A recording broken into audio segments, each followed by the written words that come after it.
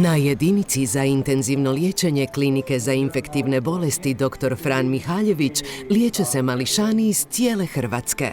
Onima s najtežim dijagnozama potrebno je kontinuirano praćenje količine ugljičnog dioksida u krvi, pretrage koja je malenim pacijentima bila bolna, sve do dolaska novog aparata. Radi se o aparatu za transkutano mjerenje CO2, znači ugljičnog dioksida.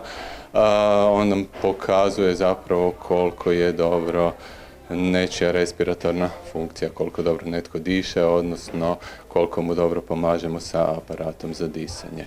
On nam omogućuje da u te djece ne moramo učestalo vaditi krvi i onda na taj način provjeravati vrijednost, nego ih možemo pratiti pomoću aparata s jedne strane i drugo i trajno možemo pratiti vrijednost CO2, dakle možemo i vidjeti trendove.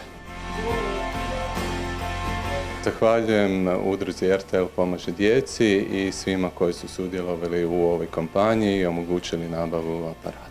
Nabavom monitora za mjerenje preko kože, bolničko liječenje postalo je manje stresno za djecu, ali i roditelje. Hvala vam puno svima što ste donirali za ovaj uređaj, da moja i vaša djeca ne moraju biti pikana i da im što lakše i bezbolnije prođe ovo liječenje. Još jednom ste pokazali veliko srce i dokazali da zajedno možemo činiti velike stvari.